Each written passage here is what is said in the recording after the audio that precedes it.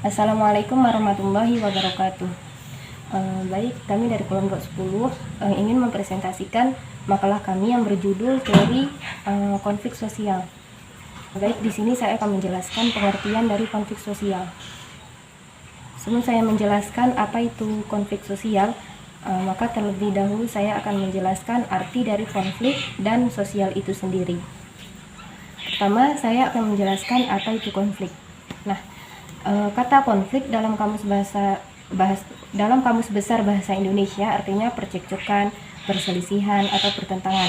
Nah, pengertian ini menunjukkan konflik ini adalah sebagai sebuah kondisi atau keadaan terjadinya sebuah peristiwa, yaitu percekcokan, perselisihan atau pertentangan.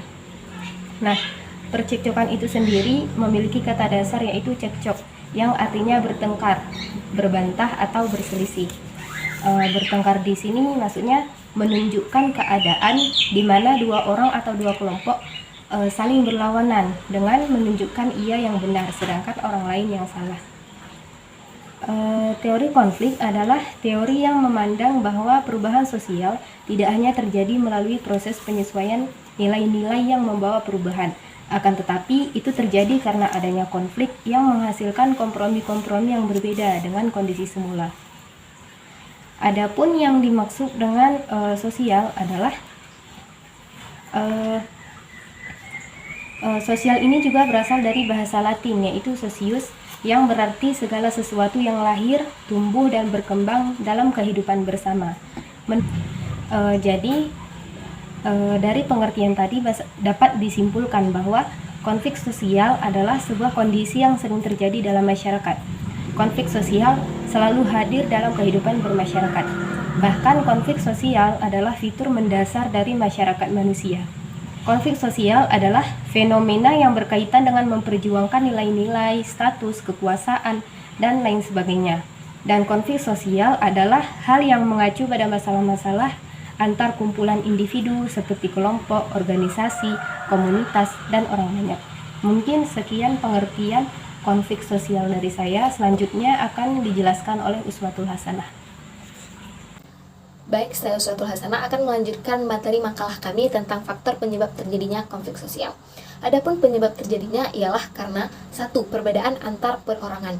Dikutip dari situs Kementerian Pendidikan dan Kebudayaan, perbedaan yang dimaksud di sini ialah perbedaan perasaan, pendirian, dan perbedaan pendapat. Oke, yang kedua ada perbedaan kebudayaan. Konflik bisa terjadi karena kelainan tata sikap dan perilaku sosialnya. Jika tidak adanya titik temu atau kesepakatan, maka konflik akan meluas.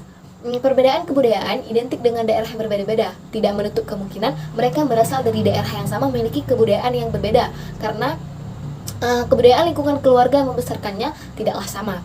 Adanya perbedaan latar belakang kebudayaan bisa membentuk pribadi-pribadi yang berbeda. Pemikiran dan pendirian berbeda akhirnya akan menghasilkan perbedaan individu yang dapat memicu konflik bahkan keberadaan sosial. Oke, yang ketiga itu ada perbedaan kepentingan. Adanya perbedaan kepentingan bisa menjadi munculnya konflik sosial, karena kepentingan itu sifatnya esensial bagi kelangsungan hidup itu sendiri. Ketika individu berhasil memenuhi kepentingannya, maka individu itu akan merasakan kepuasan. Sebaliknya, ketika mengalami kegagalan dalam memenuhi kepentingannya, maka akan menimbulkan masalah bagi dirinya maupun lingkungannya. Oke, yang terakhir itu ada perubahan sosial. Perubahan sosial. Konflik sosial ini bisa terjadi karena dampak dari revolusi atau perubahan sosial yang terlalu cepat di masyarakat. Bila kasus revolusi dijadikan acuan, konflik adalah faktor penggerak revolusi. Sebuah revolusi biasanya diawali oleh rentetan atau gelombang aksi demonstrasi yang dilakukan oleh sekelompok orang. Perubahan-perubahan yang terjadi secara cepat dan mendadak akan membuat keguncangan di masyarakat. Bahkan bisa terjadi upaya penolakan terhadap semua bentuk perubahan karena dianggap mengacaukan tatanan kehidupan masyarakat yang telah ada. Ada beberapa asumsi dari teori konflik ini. Teori konflik merupakan antitesis dari teori struktural fungsional, di mana teori struktural fungsional ini sangat mengedepankan keteraturan masyarakat. Teori konflik melihat pertikaian dan konflik dalam sistem sosial. Teori konflik juga melihat bahwa di dalam masyarakat tidak akan selamanya berada pada keteraturan. Buktinya dalam masyarakat manapun pasti pernah mengalami konflik-konflik atau ketegangan-ketegangan lainnya. Teori konflik juga mengatakan bahwa konflik itu perlu dengan tujuan terciptanya perubahan sosial. Ketika struktural fungsional mengatakan bahwa perubahan sosial dalam masyarakat itu selalu terjadi pada titik equilibrium atau teori konflik melihat perubahan sosial disebabkan karena adanya konflik-konflik kepentingan. Namun, pada suatu titik tertentu, masyarakat mampu mencapai sebuah kesepakatan bersama. Di dalam konflik juga selalu ada negosiasi-negosiasi yang dilakukan sehingga terciptalah suatu konsensus. Menurut teori konflik, masyarakat disatukan dengan paksaan. Maksudnya di sini adalah keteraturan yang terjadi di masyarakat sebenarnya karena adanya paksaan atau koersi. Oleh karena itu, teori konflik lekat hubungannya dengan dominasi, koersi, dan power. Sekian dari saya, akan dilanjutkan oleh teman saya. Perkenalkan nama saya Wenjadi, saya di sini akan melanjutkan pembahasan tentang konflik sosial dan menjelaskan tentang bentuk-bentuk konflik. Bentuk-bentuk konflik secara garis besar di dalam masyarakat dapat dikasih menjadi dua, yaitu konflik berdasarkan posisi pelaku dan konflik berdasarkan sifat pelaku. Di sini saya akan menjelaskan tentang berdasarkan sifatnya. Konflik berdasarkan sifatnya dapat diklasifikasikan menjadi dua, yaitu konflik destruktif dan konflik konstruktif. Konflik destruktif adalah konflik yang muncul karena adanya perasaan tidak suka atau tidak senang, rasa benci dendam terhadap orang lain dari satu orang kepada orang lain atau dari satu kelompok kepada kelompok lainnya. Konflik ini tidak menutup kemungkinan akan menjadikan bentrokan fisik dan dapat menghilangkan nyawa seseorang ataupun kelompok. Contoh seperti adalah konflik poso dan sebagainya. Yang kedua adalah konflik konstruktif. Konflik ini merupakan konflik yang bersifat fungsional. Konflik ini muncul karena faktor perbedaan pendapat dari kelompok-kelompok dalam menghadapi suatu permasalahan yang terjadi. Konflik ini menghasilkan suatu konsensus dari berbagai pendapat tersebut dan menghasilkan suatu perbaikan. Yang kedua adalah berdasarkan posisi pelaku yang berkonflik. Di sini dapat dibagi menjadi tiga konflik, yaitu konflik vertikal yang merupakan konflik antar susunan komponen pada masyarakat yang terjadi di dalam suatu struktur yang memiliki hierarki. Contohnya konflik yang terjadi antar atasan dan bawahan. Yang kedua adalah konflik horizontal. Konflik ini merupakan konflik yang terjadi antar individu atau kelompok yang memiliki kepentingan dan kedudukan yang relatif sama dalam suatu jabatan dan organisasi. Yang konflik diagonal, konflik ini merupakan yang terjadi karena adanya ketidakadilan pembagian alokasi sumber daya ke seluruh organisasi ataupun kelompok ataupun dalam daerah yang tertentu. Contohnya seperti konflik yang terjadi di Aceh. Dan selanjutnya adalah konflik berdasarkan konsentrasi aktivitas manusia di dalam masyarakat. Ini dibagi dalam beberapa macam, seperti yang pertama adalah konflik sosial, merupakan konflik yang terjadi karena akibat perbedaan kepentingan sosial dari pihak yang berkonflik. Konflik sosial ini dapat dibedakan menjadi konflik sosial vertikal dan konflik sosial horizontal.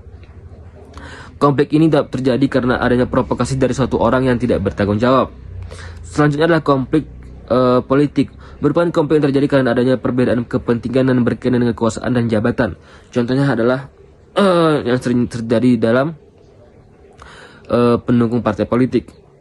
Selanjutnya adalah konflik ekonomi, merupakan konflik akibat adanya perebutan pengelolaan sumber daya ekonomi dari pihak yang berkonflik. Selanjutnya adalah konflik budaya, merupakan konflik yang terjadi karena adanya perbedaan kepentingan budaya dari pihak yang berkonflik. Selanjutnya akan menjelaskan tentang konflik berdasarkan bentuk.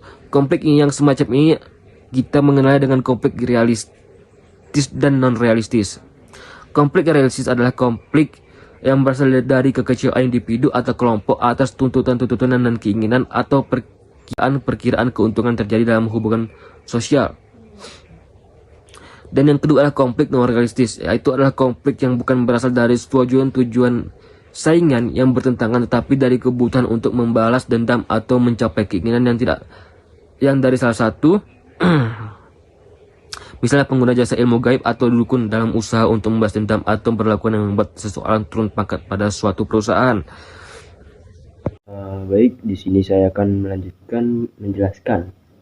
Poin E ialah konflik berdasarkan tempat terjadinya.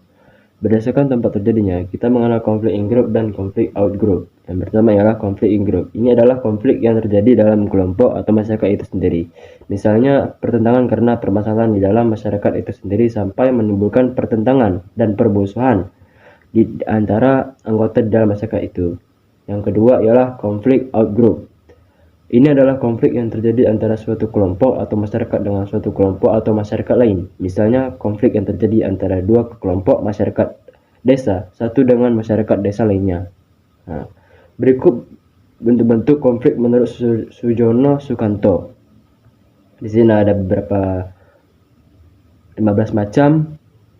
Yang salah satunya ialah konflik pribadi, konflik politik, konflik rasial, konflik antar kelas sosial, konflik yang bersifat internasional, konflik antara individu, dan ada 7 macam yang lainnya lagi. Di sini ialah poin F, teori konflik. F-nya ialah teori konflik sosial menurut pemikiran tokoh-tokoh sosiologi. Dan di sini ada 2 macam, ialah modern dan klasik. Modern di sini ada juga terbagi 2 macam lagi untuk penjelasan teorinya. Yang pertama ialah teori konflik menurut Lewis Kosher. Menurut Kosher, konflik yang terjadi di masyarakat dikarenakan adanya kelompok lapisan bawah yang semakin mempertanyakan legitimasi dari keberadaan distribusi sumber-sumber langka. Kosher menilai bahwa konflik tidak selalu bersifat negatif, namun konflik dapat mempererat dan menjalin kerukunan dalam suatu kelompok. Yang kedua ialah teori konflik menurut Ralph Dahrendorf.